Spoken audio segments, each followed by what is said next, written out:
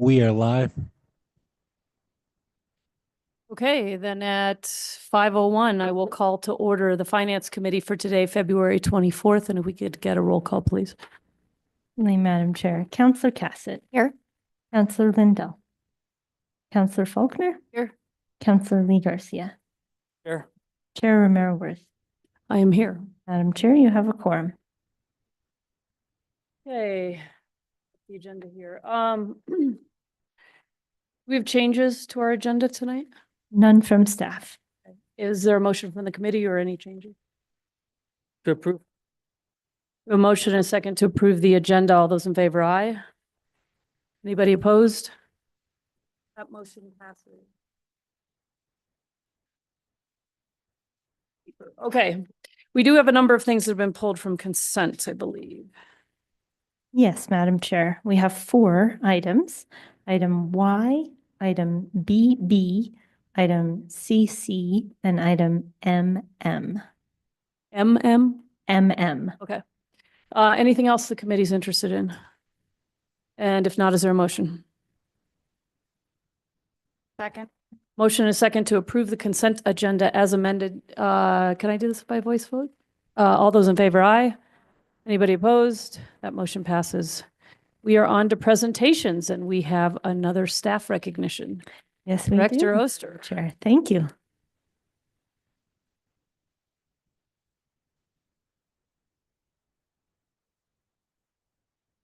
All right, this evening it is my honor to recognize Juan Tapia of our Fleet Division. I'd like to invite David Jaramillo, our Fleet Manager, to come and join us up at the podium. Juan, will you come join me as well? Wonderful. So I'm going to start it out a little bit, and then I think David has some things to share about Juan as well. So Juan has been with the city almost over 15 years, you said, right? Almost 15 years. He has his master ASEs. He was born and raised here in Santa Fe and graduated from Santa Fe High. He has his degree from San Juan College. Went away and came back. We're so glad. And he is a wonderful husband and father to 2 boys. And we're joined tonight by Erminia Tapia, who is Juan's wife. With that, I will turn it over to David to talk a little bit more about Juan's role within our Fleet Division. Good evening, members of the Finance Committee. I'm just going to read off the paper. That's all right. Perfectly fine. I'm absolutely thrilled to be here tonight to present this well-deserved recognition to a true asset of our fleet management team, Mr. Juan Tapia. Juan has been a great team member for quite some time now, and let me tell you, he's worn many hats, many of them covered in grease and motor oil. Each role that he's filled, he's owned. His contributions have helped the fleet running through good times and difficult times. Juan isn't just someone who shows up and punches the clock. He is a force of nature when it comes to professional development in finance and in automotive. He's consistently learning, growing, mentoring our staff, and helps me find ways to fulfill our mission for fleet, which is to deliver fleet management services that prioritize stakeholder satisfaction, safety and efficiency, team unity, and action. He's a selfless team player who never backs down from a challenge, and more impressively, shares his knowledge generously. He's always there to lend a hand, offer advice, or just share a good laugh, usually at my expense. Just kidding, Juan. Mostly. Juan is without a doubt one of the hardest working, resourceful, and pragmatic people I know. I can confidently say that I can do what I do because he does what he does. I'm incredibly grateful for his dedication. In fact, I'm pretty sure that he's as passionate about fleet management as I am. Thanks for your hard work and dedication and unwavering commitment to keeping our fleet running day in and day out. You earned it. Thank you.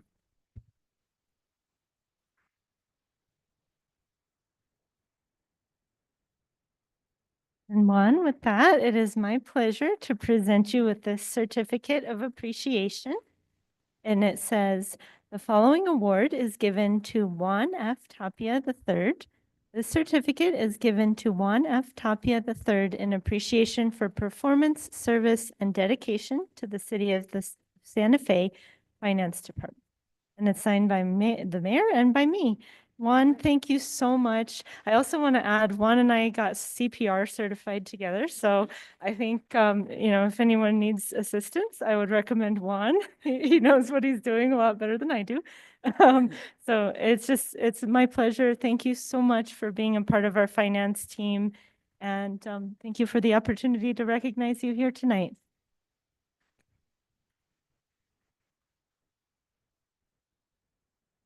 Congratulations. Sounds like it's well-deserved. Oh, I'm sorry, Counselor Lindell. Thank you, Counselor.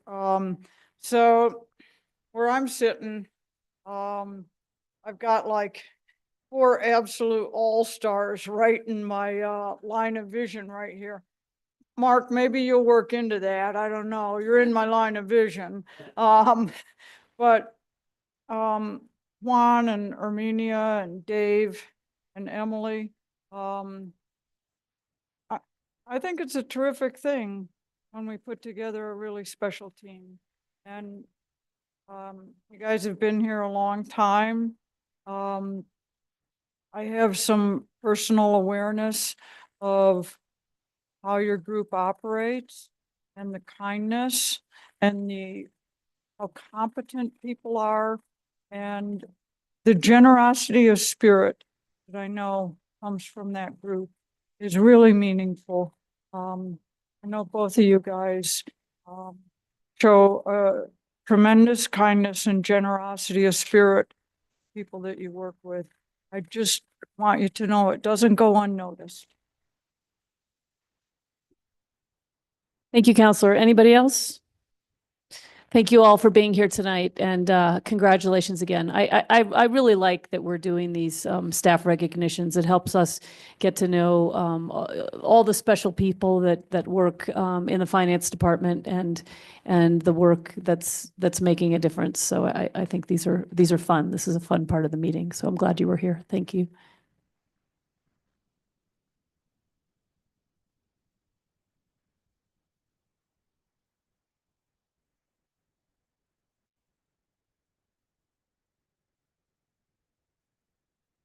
Okay. With that, we are going to go on to item Y, which is a request for approval of a budget amendment resolution to allocate $135,000 from the general fund balances for Midtown redevelopment project management and administrative management. And do we have Mr. Hernandez? I don't see him in the Madam Chair, chamber. I don't see him. If the committee would consider reordering the agenda. Okay, move to table. Second. Motion and a second to table this item until we have Mr. Hernandez in the room. Do we need to take a voice vote on this, or? I have no idea. Madam Chair, I guess to be safe, Let's do a roll. Yeah, thanks. Okay, so Counselor Cassett, Yes. Counselor Lindell, Counselor Faulkner, Yes. Counselor Lee Garcia, Yes. Chair Romero Worth. Yes. Motion passes, and that motion was to Table. table item Y. Yes. All right, we're going to go to BB. And we do have Director Nelson in the house, so we'll go to that. Request for approval of a budget amendment resolution to allocate $1,646,000 from general fund balances to support staff capacity, small business crime mitigation and security grants, small business development, workforce development, and office rent for community services and economic development. And we do have our Economic Development, Community Services and Economic Development Director, Johanna Nelson, with us. And I believe, Counselor Lindell, did you pull this? All right, I'll turn the floor to you. Thank you. Hi, thanks for being here. So in my packet, this is broken down into 4 different things. The first one being increased staff capacity. This is my concern with that. We are taking money from the general fund balance to create term positions. What is the length of time on this term employment? Madam Chair, Counselor, thank you for the question. We have 4 positions that we are proposing to enhance. The first one is the contracts administrator position. And if you recall, this is being supported with ARPA funding. Currently, we get to just under 2 years. And also, if you remember, the performance period for ARPA funding ends December of 2026. We didn't have quite enough funding to get us to the end of the year. So this is a request to continue on that supportive role. The contracts administrator position is administrative in nature.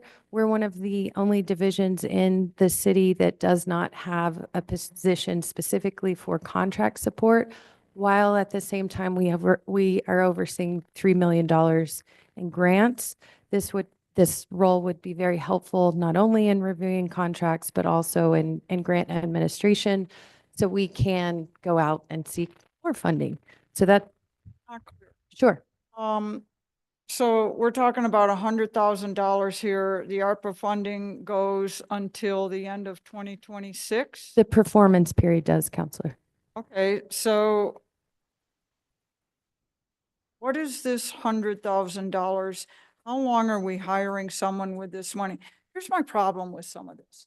In these packets, and it's not just this packet, it's other parts of this packet tonight. I don't know what I'm contracting for. Am I contracting a term person that is part-time? Am I hiring someone that is full-time? How long am I hiring for? What is the rate that I'm hiring them for? What is it that I'm asking them to do? I can't tell any of that from this pack. Madam Chair, Counselors, thank you again for the really important question. This is a term position. My hope is that through all of these positions, we would be able to go back to city leadership as well as the city councilors to seek permanent position funding for these. The rate is, I believe this is at $26 or $29 per hour for this position. On this particular. In this 100,000. particular one, correct. Okay. How about the one I'm a little concerned about, because I couldn't tell, is the economic development specialist at 125,000. How long a term is that? Madam Chair, Counselor, again, thank you for the really important question. This position as well is coming in around $29 per hour, which gets us to about 12 months. 12 months? I believe so, with benefits included. And I'm using approximations. I'm sorry, I don't. If it's $29 an hour, and it's a term position, just give me a second, that's 1,200 a week. That would be more like 65,000 for a year's worth. That looks more like 2 years worth. Madam Chair and Councillor Lindell, we add 40% for benefits when we're doing positions. I thought these were term positions. Term positions are eligible for benefits if they're over 9 months.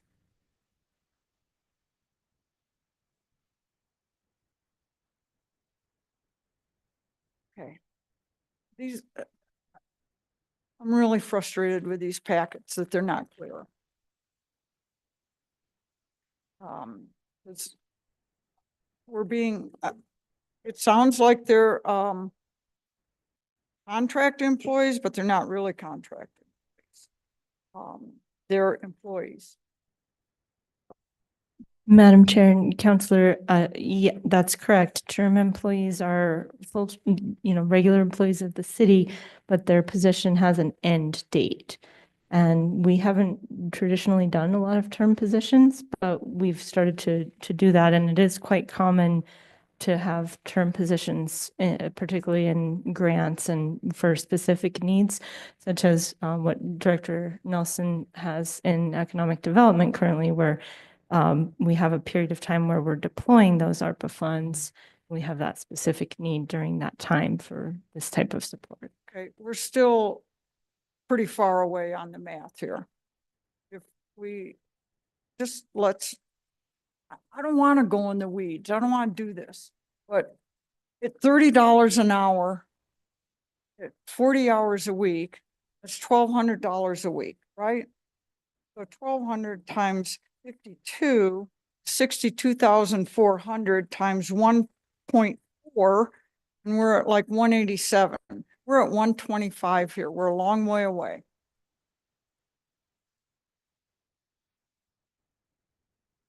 Help me out. Help me like this. And Madam Chair and Counselor, I'm happy to send over the salary analysis too, that would show exactly the, I need that Breakdown. on all of these, okay, sure. because they're, I'm always the curmudgeon on math. And we need to be clear about what we're doing. So let's move on from that.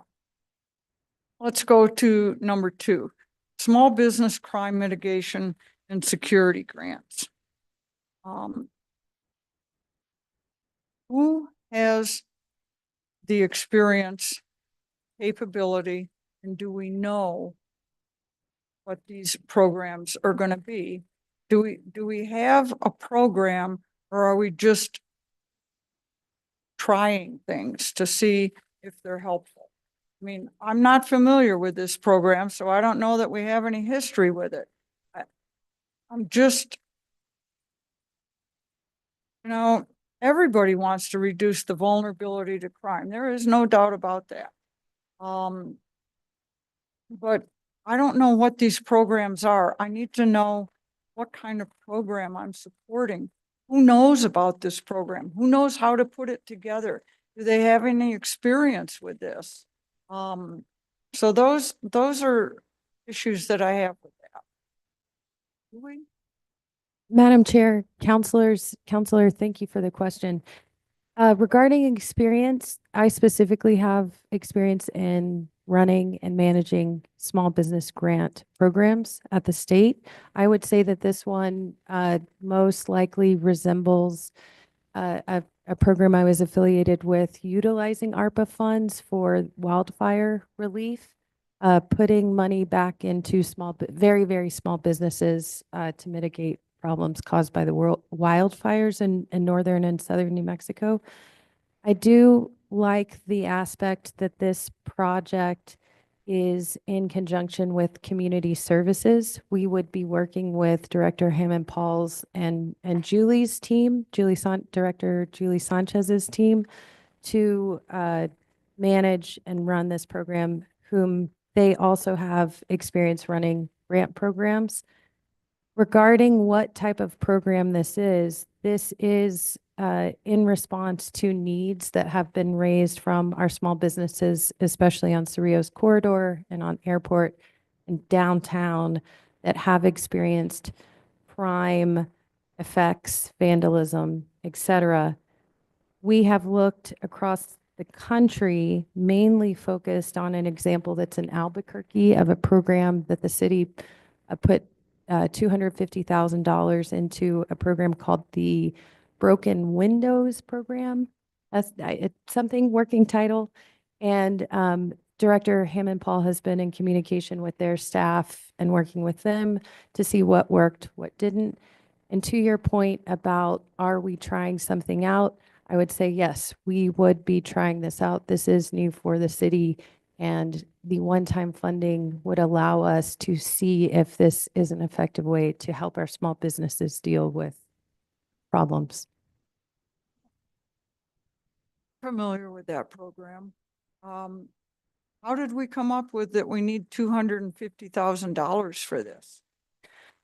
Madam Chair, Counselors, this was based off of the example that the city of Albuquerque They also had a fund of $250,000 that they utilized for the first round, and it has been oversubscribed in their city.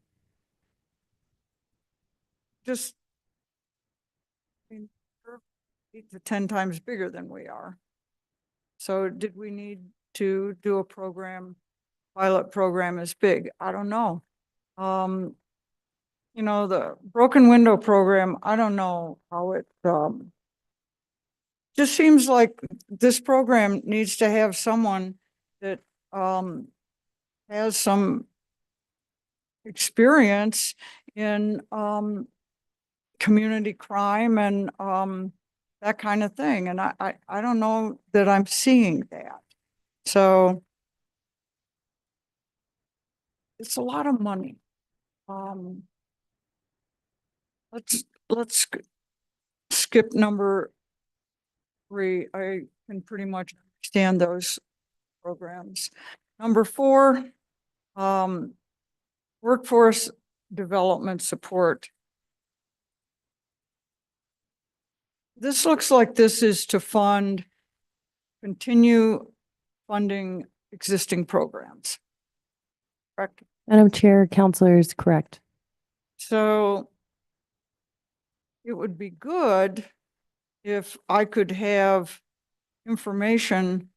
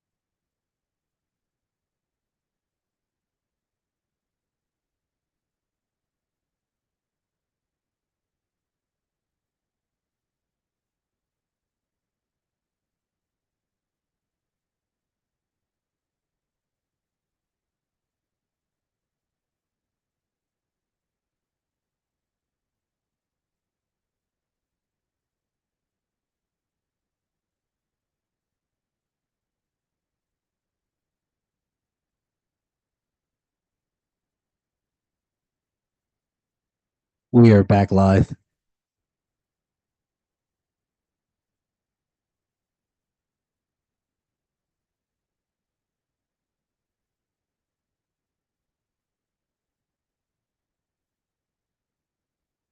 Okay, everyone, we are back live.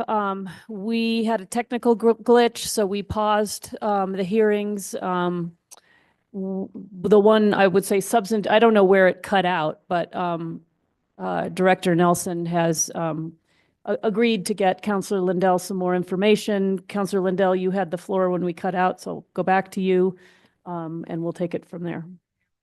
Okay, so with the promise of more information, Counselor Lindell yields. Do we have other questions on this item, or is there a motion? Motion to approve?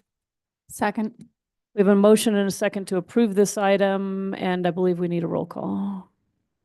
Yes, thank you, Madam Chair. Counselor Cassett, Yes. Counselor Lindell, Jane, Counselor Faulkner, Counselor Lee Garcia, Yes. Chair Romero Worth. Yes. Motion passes. Thank Hey, you. thank you. Thank you for being here.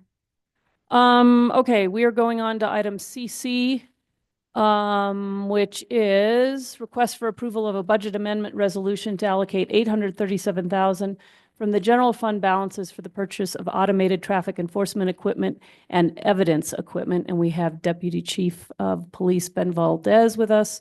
And I pulled this item. And let me get to the memo. So this item is for $835,000. How much, and there are 4 things that are being funded with that money. And it just for the public, in case anybody's not looking at our packets, there's some money for to purchase evidence dryers to replace current equipment. There's to purchase mobile fingerprint scanners for field use and a narcotics court recognized testing equipment to minimize potential for exposing field personnel to controlled substances.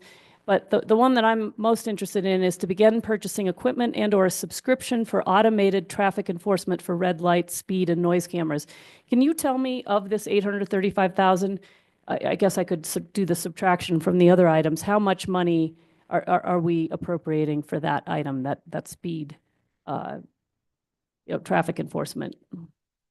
Madam Chair, members of the committee, so it's going to be the majority of that amount. So I think somewhere around 100,000 is going to be utilized for all the other equipment aside from the automated traffic or speed enforcement equipment that we're seeking to obtain. Okay, wait, so 100,000 for speed, for the camera stuff, or the other way around? It's like 700, whatever, what did I say it was?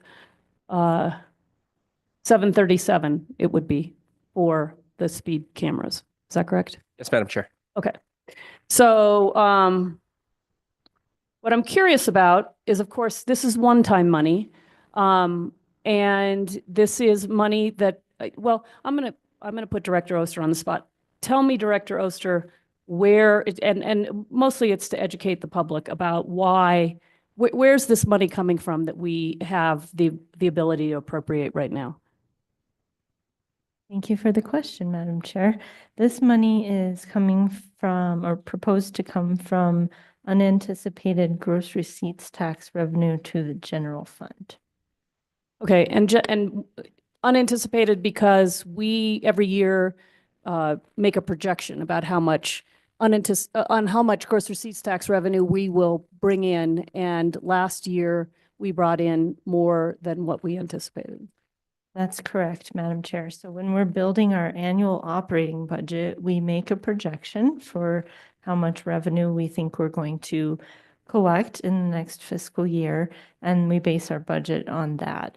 And we work with our economist, Dr. Riley White, who comes and speaks with us about once a quarter here in the Finance Committee to develop our projection for what we think revenues are going to be in the next fiscal year. The largest revenue source for the general fund is gross receipts tax. And the last couple of years, we've been in the very fortunate position where actual collections of revenue have come in higher than what we budgeted. So that is how we end up with unanticipated gross receipts tax. Now, when we do the budget for the next fiscal year, like, we're starting to build the budget for FY 26 now, we take a look at those actuals from completed fiscal years, and we use that information to develop our estimate for the next fiscal year. So that unanticipated gross receipts tax revenue or unanticipated revenue that we collected, which represents that amount above the amount that was budgeted, is a one-time funding source. It's not recurring because when we're building the budget for the next fiscal year, we've already taken that into consideration. Okay, and that is exactly the background that I wanted. Now, I don't think, and correct me if I'm wrong, based on a community meeting I was at with the chief, we're not actually purchasing equipment. We are purchasing a subscription, which to me would be an ongoing cost, a reoccurring cost. And yet this source of money is one-time money. Can you help me understand what exactly we're doing here? Because I don't think we're buying equipment and you have one-time money that you're working with. What's the thinking? Madam Chair, so this will allow us to go out and do our request for proposals to get the program started. And we'll be able to have funding in place to be able to move forward with that. And based on what that subscription looks like, that'll allow us to create the program, build it out. The great thing that I shared at Quality Life is right now we have a clean slate with this. We can kind of build out how we feel that it will best serve our community. This will help us get it springboarded, get it started, and then we can look to see what is this cost going to be. Our hopes is with this program, it'll be able to be self-sustaining. If there are additional costs, that is something we would request through the budget process. And at this point, one thing that we're just trying to sort out is the staff. And for us, we're looking at staff being in a code enforcement capacity versus police, since this is going to be a civil penalty assessment for these violations. And so when you say self-sustaining, you are, I think, suggesting that these civil penalties are going to bring in enough money to support this program. Is that what you're thinking? Yes, Madam Chair. And okay, and in terms of the staff, okay, and the staff being code enforcement, not police, because you guys, you all deal more with criminal violations, and so the idea is to build out a team or a division or a something that would be code enforcement, and those are non-criminal. That's more of a civil. And it wouldn't necessarily just be for traffic violations, would it, is the thinking? Yes, Madam Chair. So for this one specifically, we're going to seek out equipment that can help with again, speeding violations, and also sound is another thing concerning quality of life issues concerning loud mufflers. One thing that we do have to our benefit is Deputy Chief Thomas Grunler. He was part of the previous program we had over a decade ago. So we have a lot of the good foundation of that. He's program working. He understands the inner workings of it. Technology has changed quite a bit since then. Our hopes is that we can build a framework for the program, get the staff in place, and then once it finds a home, either in code enforcement or another department that it's established, they'll have everything they need and we can help them get the ball rolling. That's what our intent is. And working out all the other little things that we need to get it up and running. But right now we have a team in place that has experience in it, so that is helpful. And we're not starting from ground zero in that area. Yeah, and so I guess I'm still a little not clear. So this money is going to be used to contract with a company or companies that will provide essentially this service for us, right? The idea is they will bring us the equipment, they will issue the tickets, they will, and these staff people will perhaps validate that the tickets are authentic, like that people actually were speeding or making noise or whatever. But we're not anticipating that this staff is issuing the tickets. That we're working with a company that would provide all of this. Is that correct? Yes, Madam Chair. So we want to seek out a company that can provide us with the equipment to capture the violations. And then our staff within our city would then review and validate if a violation occurred or not. Once that occurs, however that workflow is going to go, and that'll be based on the RFP. Either our staff will send out the notice or the company we're working with through the subscription will send out the notice. But again, this funding will allow us to get everything rolling because depending on what the agreement is, there may be costs for that subscription for them to provide that. One thing that I did discuss also at a previous meeting is concerning privacy. And one thing is I believe our city has made it clear that we do not want to sell any of that data to any third parties. So that may be an avenue where there may be additional costs by us doing so, but that's the way we want it to be done. And this is going to help us with that subscription if there is a cost for it. Yeah, and I appreciate that because I was going to go there next, right? Because that's what derailed the last time we tried this about, I don't know, 3-4 years ago, was the fact that we didn't have assurances that the data that was collected from these violations wouldn't be sold to a third party and used in ways that go against other values we have in the city and other things that we're trying to achieve. And so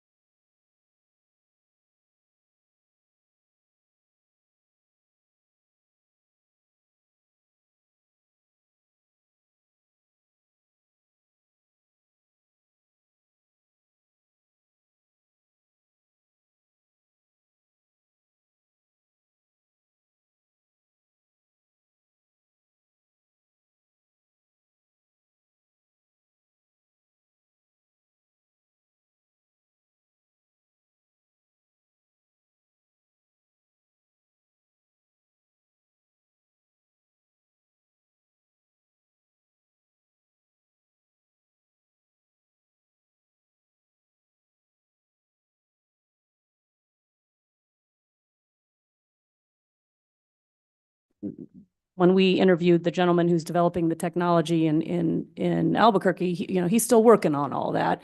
But I've also heard rumors about some of the technology being used in other communities. What can you tell me about where we are? What I do know is Deputy Chief Grendler has done a lot of research and he's looked into both the program in New York. He was also in those discussions with I believe it's a professor out of UNM. And for us, we want to make sure that it is validated technology. If it's not ready to go, that's not something we're going to go down the road. If they do have some type of beta testing where we're not issuing out citations, but we are able to hone in the technology to then maybe utilize it later. We want something that is going to be, again, fair. If someone gets a violation that is not warranted, again, it really erodes the credibility of the program. And that's something we want to avoid. So yeah, it undermines the trust of the public, right? So we want to make sure whatever we're buying is is the word efficacy? Is it, we want to make sure the thing is working, and that the monitors read accurately what's happening. Yes, and again, it has to be a valid evaluation, whether it be for the speed or the noise. And with the speed, I know they do have that pretty well established. The sound is, again, emerging technology. So that is something we would like to do. Again, leveraging technology, seeing if it can help us solve some of the challenges that we do have.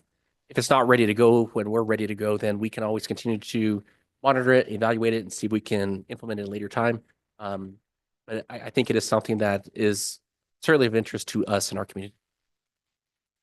And the one other concern I'm just going to flag right now is this whole idea of it being self-sustaining. I got to tell you, concerns me a little bit. Because how do we know,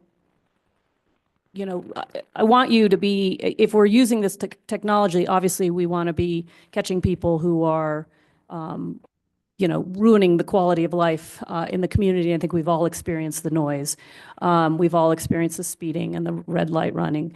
But I want to make sure also that this isn't, that we're not abusing it in some way, that we're, I don't know how we put guardrails so that, we're issuing enough tickets to sustain the program and the tickets are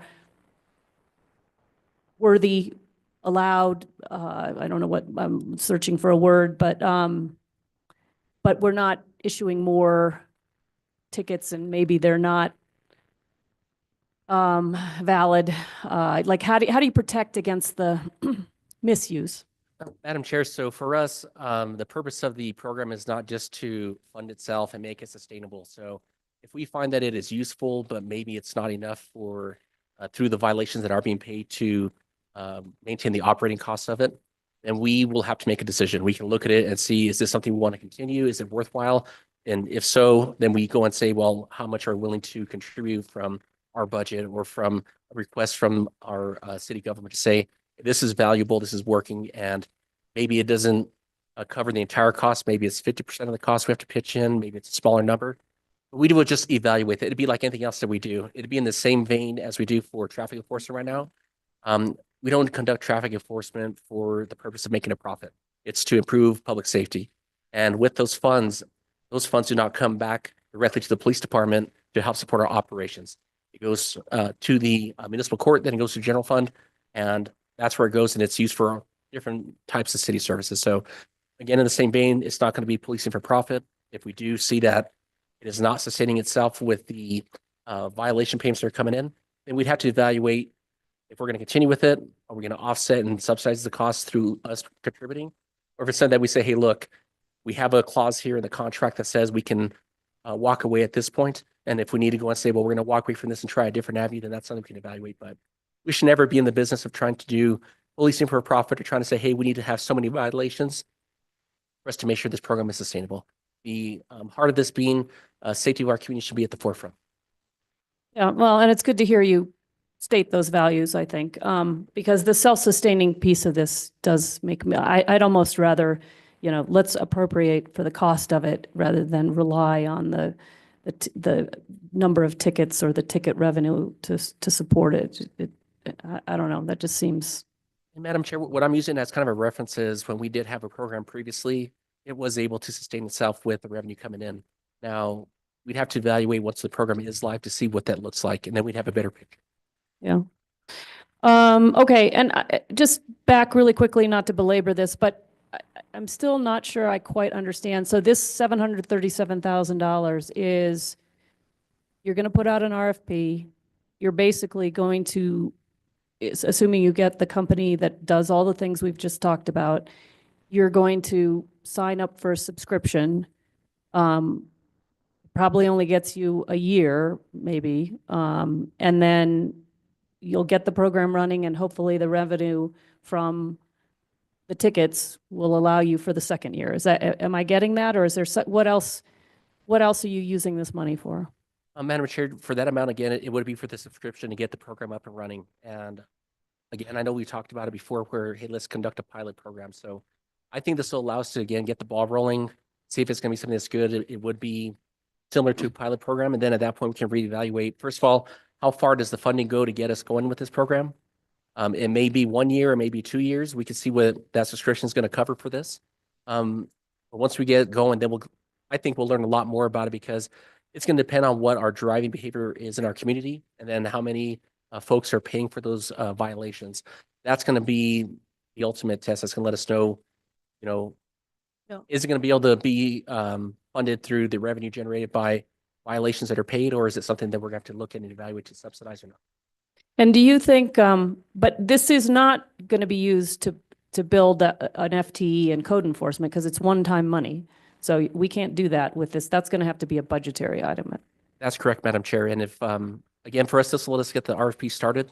And I think that'll give us a good idea, working with whoever we're going to partner with, what they think we would need to staff it. And that will be a visit back here to say, hey, look, here's what they've let us know what we could do. Right now with the police department, capacity wise, we're pretty well. Yeah, you got enough to do. Yes, ma'am. So, Even though congratulations on your 7 lateral hires, that's pretty exciting. So, and I don't know if the people listening know, but lateral hires are highly valued because we can put them right out on the street. They don't have to go to the academy first. So that's good. So congrats on that. thank you. I appreciate that, ma'am. I think the city manager behind you, Mr. Scott, wanted to weigh in on this, even though he's here for the next item. I'm here for any item. And I was reluctant to step up because the deputy chief's doing a great job answering your question. However, I've got tremendous amount of experience with red light cameras and some experience with speed cameras, except they're illegal in California after they proved very effective. They made them illegal.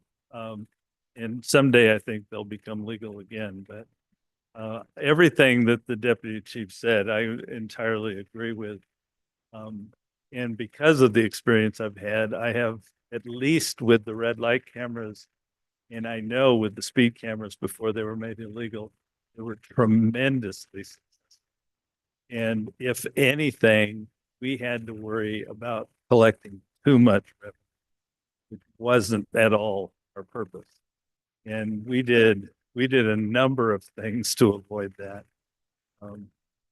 Reducing the amount of the fine, not using the cameras 24 hours a day, and changing the yellow light timing to stop the number of triggers on the cameras, all of which worked. I mean, we really had a tremendous experience at reducing the number of red light runners. So I would have felt bad not getting up and acknowledging that, since I'm new, but I fully agree with the comments and the analysis that they have done. And I do believe that self-sustaining revenues is not a problem with those two systems. I know nothing about the sound noise. Yeah, and I think the sound thing is emerging, and I don't want us to make too much money on this. And I also know that we have done the signal light timing. We are continuing to do that, and that is helping with the red light running. And this, like, you can drive down all the way down Cerrillos Road, and if you're going the speed limit, you will not hit a red light. So we've done that. We're doing some more of that. If we had Director Wheeler here, she could talk about where we're focusing next. But I think that is important work, the signal timing, in terms of controlling some of this behavior. So, yeah. Yeah. Okay, with that, other questions on this, Councilor Lindell? I do think that red light cameras are illegal in this state now. No, nobody has red light cameras. Correct? Yeah. What I thought. They don't have them in Albuquerque? No red light cameras. They're gone. Okay, interesting. So that's a non-starter there. I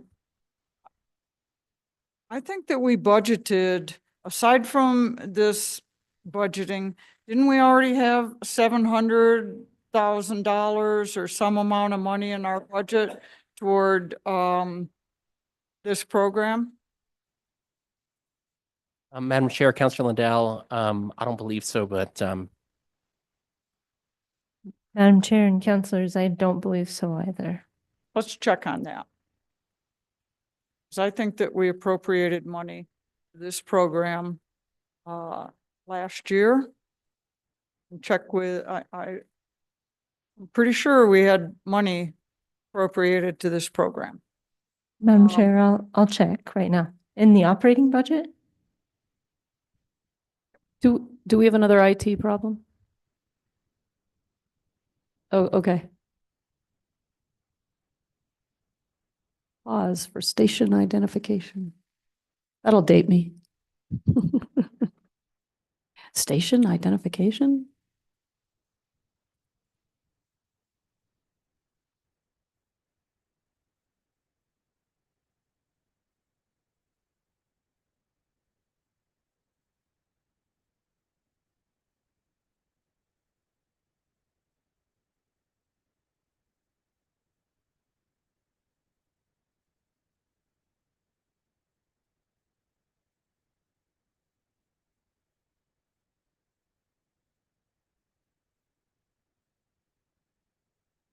Okay, we good? All right.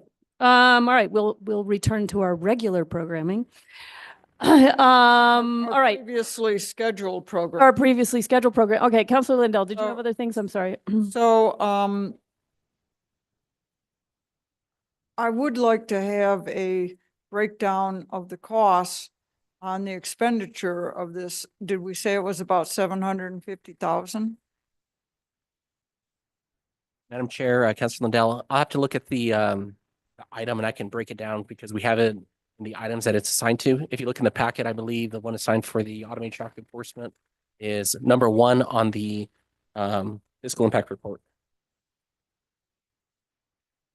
I just don't see really, but I'd like to know, how did we budget 750,000? We must know how much how much are we spending for what? Instead of just one big lump sum, I'd like to know how that breaks down. Madam Chair, Councilor Lindell, I don't have that information right now, but that was the money that was requested by leadership for us to move forward with the RFP. So I can check and I can see if they I mean, we have to See have some some insight? justification for the number, right? It has to be based on something. We didn't just say, I don't know, 700, let's say 750. It's got to be based on something. So could we get that information? yes, Councilor. Secondly, I'm okay with us making money on this program as long as we are elevating safety in the city. And that's what the point is. So if by chance we make money on this program, I'm just fine with that. Because the whole point of this, I mean, we've been accused so many times that, oh, you're just doing this to make money. I've said numerous times, I don't care if the state takes all the money. I want people to be safer. That's what this is about.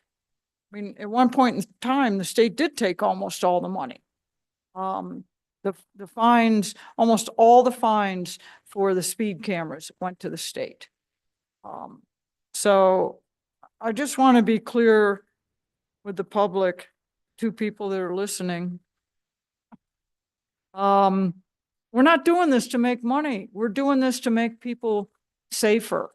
And so those are my thoughts on it. But I do think that we allocated money to this program previously, and I'd like to know that amount, how it's gonna dovetail in with this amount, and also where we came up with the number of what's really needed to get this off the ground. So I'll ask you one final question that you don't want me to ask. So when could this program possibly be enacted? Madam Chair, Councilor Lindell, what our hopes is to get the RFP done upon approval, so we can get this rolling as soon as possible. Ideally, with the time frame, we would love to go and turn it around within, get the RFP done within about 3 to 4 months, find out who's going to provide the service, and then quickly get the contract before the council and our leadership for review. There's certainly a need. For me personally, when we first looked at our program, the last 2 times, we gave our playbook to the city of Albuquerque. And much like Mr. Scott has mentioned, they've had great success in addressing unsafe driving in their community. And I'd like to see us also try something that's going to improve roadway safety. I try to do a lot of stuff. Any chance I get, I'm busy, but I always make time for visits to different areas in our city to try to remind folks to drive safe because it's important. You know, it can have tragic consequences. So this is something that I think would be a great tool to add to our toolbox. And again, going out there and having conversations with folks about driving safe, that goes a long way as well. So anything we can do, just like you mentioned, to make our streets safer, I'm all for it. I appreciate it. Let's try to get this approved and get it moved along absolutely as quickly as possible. It's been years that we've been trying to do this. I think probably around, I don't even like to say how long ago it was we approved that contract. It might have even been as far back as 2018. So we've slow walked this long enough. Thank you very much for being here. So thank you. Yeah, and I'm just going to clarify, I have no problem with us covering our costs. I just want to make sure that we're giving tickets appropriately, that we're not, you know, because we have a cost we're trying to make, that we're not fudging somewhere, that we're giving tickets that are real and Warranted. and they're warranted and they're validated, and we've got the proper precautions that we're not giving tickets that we shouldn't be giving tickets just because we're trying to hit a number. That self-sustaining stuff makes me a little nervous. So I'm just putting you on notice that we need to be paying attention to that. Other members of the committee? Is there a motion? Move to approve. We have a motion and a second to approve this item. Can we get a roll call, please? Certainly, Madam Chair. Counselor Cassett, Yes. Counselor Lindell, Yes. Counselor Faulkner Is excused. Counselor Lee Garcia, Yes. Chair Romero Worth. Yes. Motion passes. Okay. Thank you, Deputy Chief, for being here tonight. Really appreciate it. All right, we are going on to item MM, I believe. Let me get there in my agenda. OP, element OP.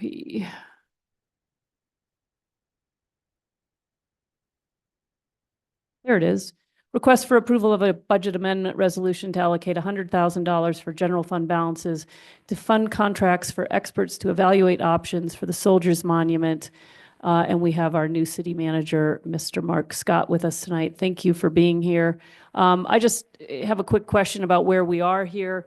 Have we issued an RFP? Has it closed? Do we have somebody in mind?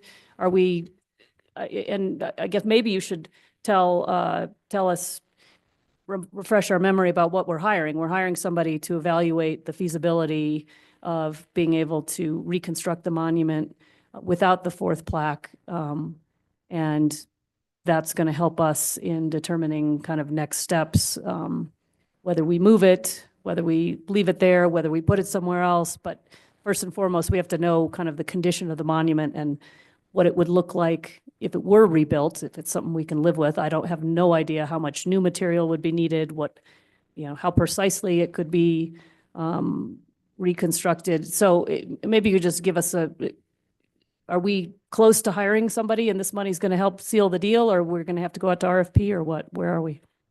Madam Chair. Yeah, I think I was assigned this because they wanted to start me off on something easy. And so that's why I'm here.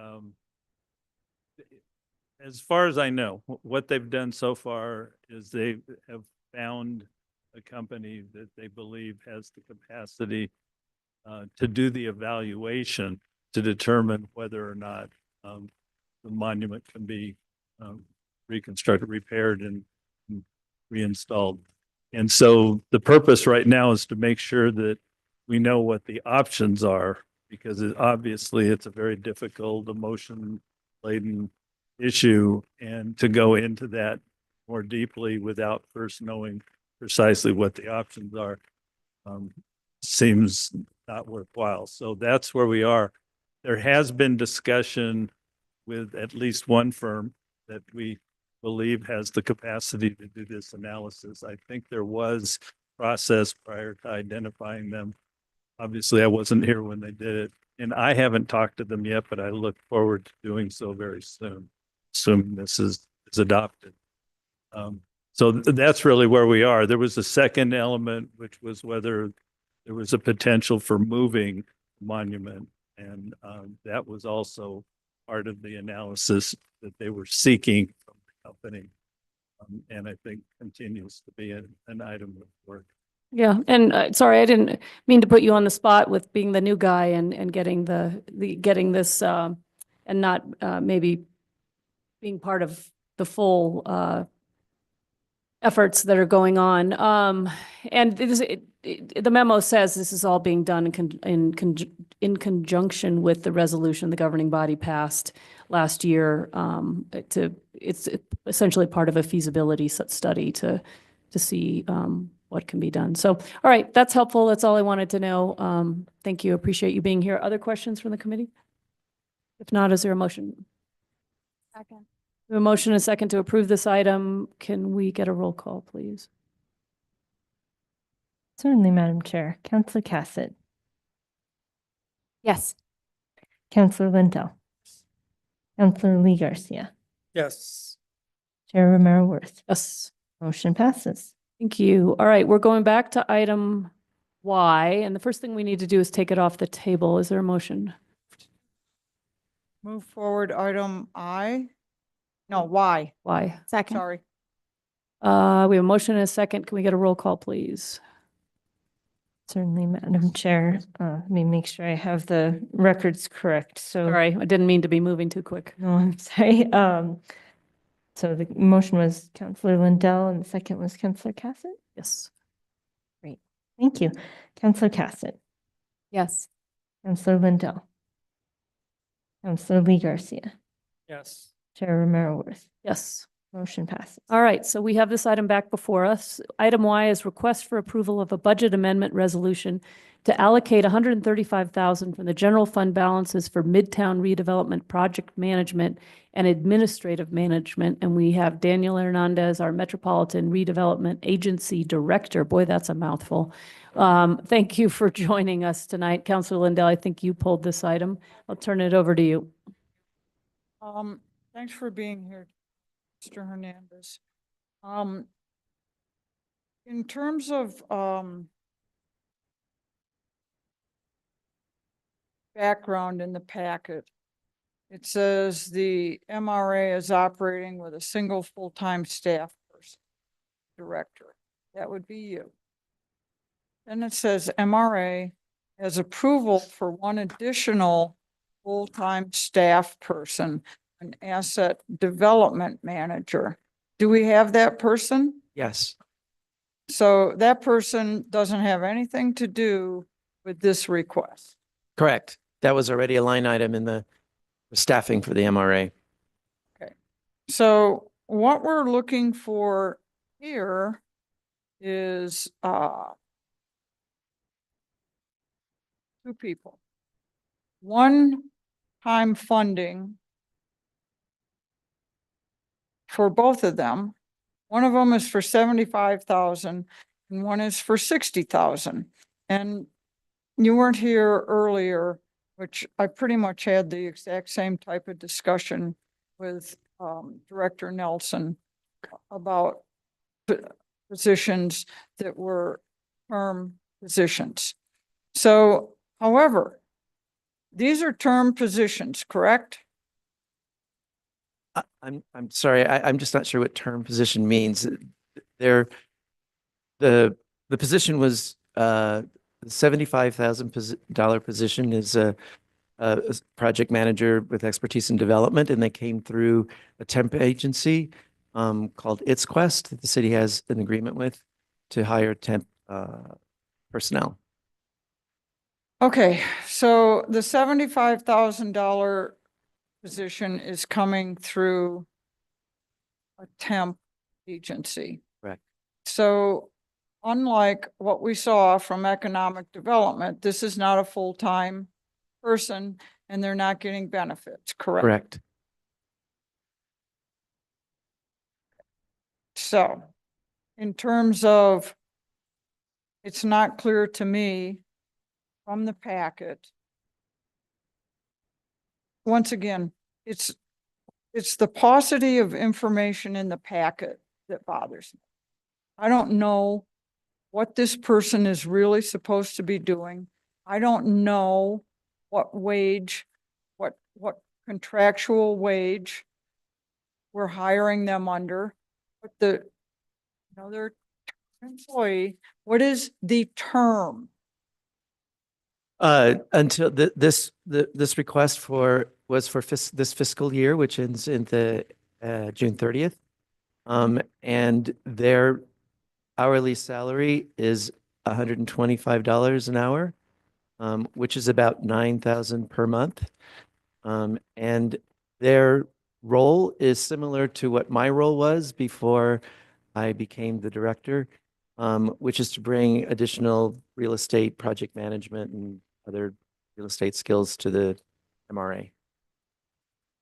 Okay, so in my quick math here, 75,000 at 125 And they, is 600 hours. How'd I do? actually, I haven't I calculated by month. That sounds about right. 600 hours divided by 40 is 15 weeks. So less than 4 months of employment. And we do have this person working full-time, No, they're not full-time. They're not in the office 40 hours a week. correct, But the term of this ends June 30th. June 30th. So if we're going to use this amount of money for this person, I mean, we've got 4 months and few days. Yes. So we were directed by finance, when we were developing our budgets for the next fiscal year that we were asked to sustain or maintain the previous year's allocation. So part of my allocation for the upcoming year, will be used to pay for this person's salary or, their contract with ItzQuest, for the remainder of the fiscal year. So for next fiscal year? Yes. So you're thinking that you're going to get $75,000 next fiscal year? No. No, again, we were asked to maintain the previous year's, this year's budget. So a line item within that will go toward this person's salary for the next fiscal year, 2026. The full year, not 4 months. Correct. I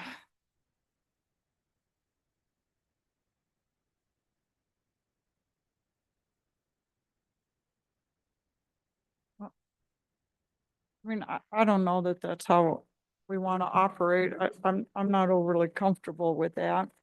The other thing is, I don't really know, back to what we were talking about before, I don't really know what the expectations are for this person to be doing. And I don't know, do we, at $125 an hour as a full-time person, are we not better off with finding someone that we actually hire? I mean, it's not cheaper on the budget. Maybe you can help me answer this question, but I was instructed that the budget line item for staff was again to remain as is or as was. So my source had to come from other places in order to bring on another staff person, and that the ItzQuest temp agency strategy was one way that I could bring that person on expeditiously. I mean, at 125 an hour, to keep somebody for all of next year at 40 hours a week, even though we aren't paying them benefits, that's over $250,000. That is not in our best interest fiscally. Madam Chair, councilors, I did have a conversation with Director Hernandez about the need in MRA, and one avenue for addressing that need was to look at temporary employees, which is the direction that we went here. Another option would be to create a full-time position, but that would require recurring funds. When we do something like this, where we create resources to obtain services through a temporary agency, that's non-recurring funding that could be stopped. Whereas if we created a full-time position, that creates a recurring obligation to continue funding that position in the future. So it's not clear at this point what the full need is for the MRA, but it is clear that there's a need right now. So this was a mechanism for addressing it in the short term. I can live with addressing it for 4 months. I'm not gonna be comfortable in paying $260,000 for a 12-month part-time, full-time term position. We've seen ourselves get into that situation before, and I don't think fiscally that's the best thing for the city. Here? Madam, No, thank you for joining us tonight. I'm happy to. I want to just step in and explain what I believe the situation is. I'm not comfortable with that scenario either. I'm not comfortable with the idea of paying someone $125 an hour for 40 hours a week. I have met the gentleman that we're actually talking about. This person is already doing work for us and has proven to be very valuable with other funding that was already available on a very part-time basis. And we believe Mr. Hernandez, as you know, has a tremendously complicated task in trying to move such a huge project forward. And we believe this gentleman has this unique abilities to be able to help us do that. And we believe that right now it's worth the while to spend some money to keep him to start doing that work. I would not be comfortable with that amount of money on a full-time basis with or without benefits. But on a part-time basis, in order to keep the project moving, which he very desperately needs, we think this is the right way to move in the next period of time.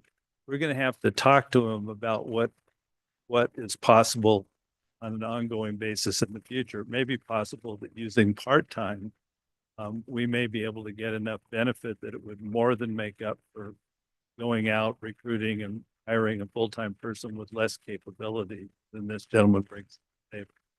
I think that's where we are right now. And the challenge with this kind of money that pops up halfway through a year is that it's out of context with next year's budget. And looking forward to next year, on some of these fundings, we probably would do some things different. But right now, I feel very strongly we need this gentleman and we need to continue him for the rest of this fiscal year. And we will deal with the long term with my commitment. I don't want to hire a part-time person with that amount of money. Thank you. I think we're on the same page. I said I can do 4 months of this, but I'm not throwing in for 12 months at $260,000. You know, and I don't want it to slide past us somewhere in the budget either. So the point's been made now. I don't have anything else to say.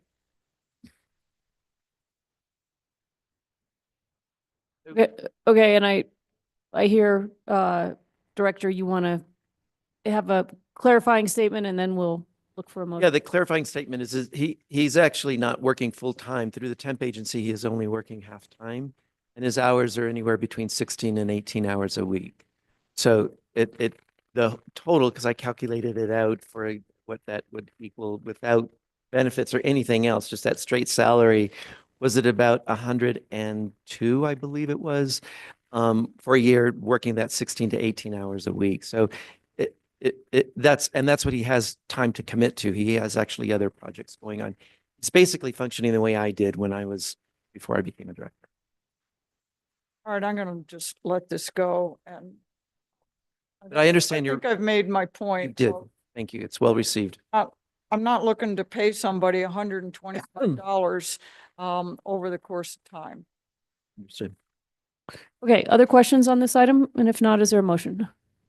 Move to approve. Second. A motion and a second to approve this item. Can we get a roll call, please? Counselor Cassett, Yes. Counselor Lindell, Counselor Lee Garcia, Yes. Chair Romero Worth. Yes. Motion passes. Thank you. All right, we are done with the consent agenda. We are on to matters from staff. Madam Chair, none at this time. Matters from the committee. Matters from the chair. Our next meeting is Monday, March 13th. We will see you all Wednesday night. Thanks, everyone.